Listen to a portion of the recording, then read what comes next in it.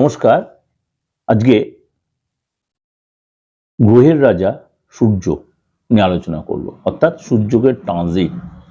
কেন সূর্যকে প্রত্যেক মাসেই তার কিন্তু সিস্টেম অনুযায়ী সে কিন্তু তার ঘর বদলাচ্ছে বা রাশি বদলাচ্ছে বা নক্ষত্রও চেঞ্জ হচ্ছে। আজকে কিন্তু আমি নক্ষত্র ট্রানজিট নিয়ে বলবো না, আজকে রাশির ট্রানজিট নিয়ে বলবো। অর্থাৎ সূর্য গ্রহ মকর রাশি ছেড়ে কুম্ভ রাশিতে প্রবেশ করবে।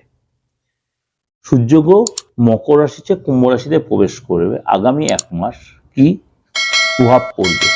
এবার সূর্য গ্রহ ট্রানজিট করবে। আপনি বলবেন যে দাদা আপনি তো এর আগে 10 to 10 দিয়েছেন, কোনোটার সাথে কোনোটা গুলিয়ে ফেললে হবে না। কিন্তু ওই ট্রানজিটের প্রোগ্রামগুলো কিছুটা দিয়ে আমাদের যারা অ্যাস্ট্রোলজিটা নিয়ে ঘাটে, অ্যাস্ট্রোলজির প্রতি ইন্টারেস্ট আছে, হবি বা অ্যাস্ট্রোলজি যারা মানে শিখতে চায় তাদের জন্য এগুলো ট্রানজিটগুলো বেশি তাদের কাছে আলোচনা। কারণ আপনি প্রত্যেকের ট্রানজিট ইন্ডিভিজুয়ালি ধরেন, প্রত্যেকের ট্রানজিট আলাদা আলাদা তার এফেক্ট হবে, ভালো হোক মন্দ।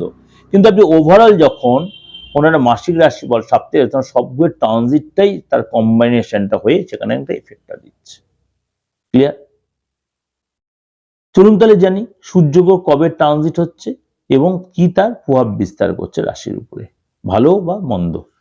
সূর্যগ্রহ ট্রানজিট হবে আপনার, প্রথম কথাই বলি, 13 তারিখ ভোরবেলা, অর্থাৎ 12 তারিখ মিডনাইট, 13 তারিখ ভোর।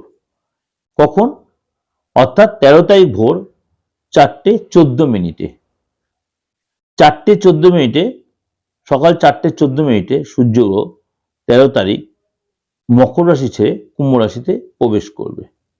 এর জন্য 12 রাশির ক্ষেত্রেই তার কিন্তু প্রভাব বিস্তার করবে।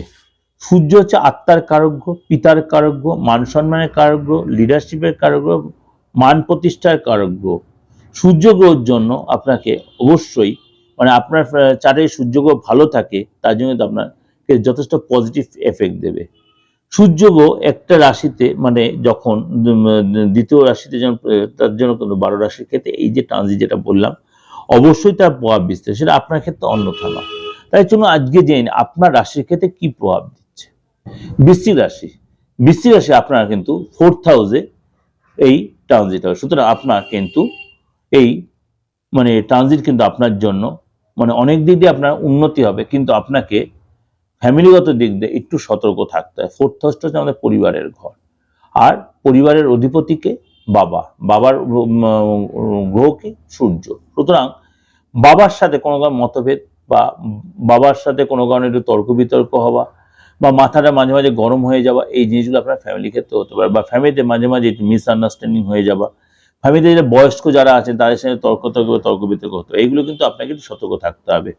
আবার আপনি দেখা গেল বাবার কাছে হেল্পও পাচ্ছেন, বাবা আপনাকে হয়তো দীর্ঘদিন ধরে কোনো কাজ আটকে, যদি আপনার বাচ্চাতে রাহু সিস্টেম বা রবি সিস্টেম ভালো, তো আপনি কিন্তু বাবার হেল্পও পাবেন।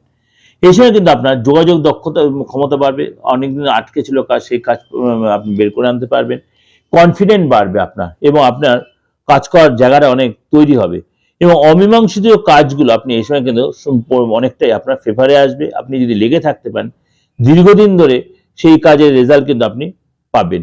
এবং এই আপনার কিন্তু এই সময় যদি কোনো নতুন কোনো চাকরি, বেকারত্ব থেকে চাকরি খুঁজে, চাকরির জন্য কোনো সুসংবাদ পেতে পারেন, এবং এই সময় কিন্তু আপনি প্রতিযোগিতামূলক পরীক্ষায় সফলতা পাবেন। এবং আপনার অনেকটাই আপনার মন মতো, যদি আপনার বাচ্চাদের রবি সিস্টেম বা আপনার হাতে যে রবি সিস্টেম ভালো থাকে বা রাহু সিস্টেম ভালো থাকে, কিন্তু রেজাল্ট ভালো পায়। যদি বাচ্চাদের রাহু সিস্টেম খারাপ হয়, তাহলে কিন্তু সেটা উল্টো হতে পারে। কারণ 4th হাউস হচ্ছে আমাদের প্রাইমারি এডুকেশনের জায়গা, 4th হাউস হচ্ছে আমাদের ফ্যামিলির জায়গা, 4th হাউসটা হচ্ছে আমাদের ফ্যামিলি লোকের বন্ডিং এর জায়গা। সুতরাং সেইটা যদি আপনার রবিবার রাহু ডিস্টার্ব থাকে, তাহলে কিন্তু সেটা আপনার ক্ষেত্রে নেগেটিভ প্রভাব বিস্তার করবে।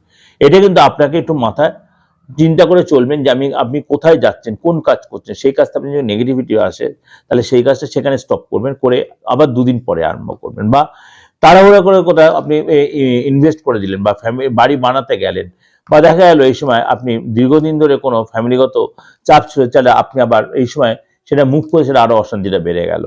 এগুলো কিন্তু আপনাকে, এই প্রবলেমগুলো আপনাকে ফেস করতে হতে পারে। বা ফ্যামিলিতে আপনার কোনো গোপন কথা জেনে গেল, আপনি কোনো রিলেশনে আছেন, সেটা জেনে গেল, আপনার সম্মানটা কিছুটা হলো ক্ষুণ্ণ হলো, এগুলো হতে। অর্থাৎ 4th হাউসে এই ট্রানজিট আপনার ক্ষেত্রে, যেহেতু সেখানে রাহু বসে আছে, আপনাকে একটু সতর্ক এবং সংযত থাকতে হবে। যে এটা আপনাদের ওভারঅল প্রেজেন্টেশন দিলাম, অবশ্যই আপনাদের ভালো লাগবে, অবশ্যই ভালো লাগবে, অবশ্যই মিলবে। ভালো লাগলে অবশ্যই লাইক করবেন, শেয়ার করবেন এবং বুকিং নাম্বার রয়েছে, যোগাযোগ করতে হয় দেশে বিদেশে যে কোনো প্রান্তে। অবশ্যই আমি বুকিং নাম্বার ফোন 891073325943960106।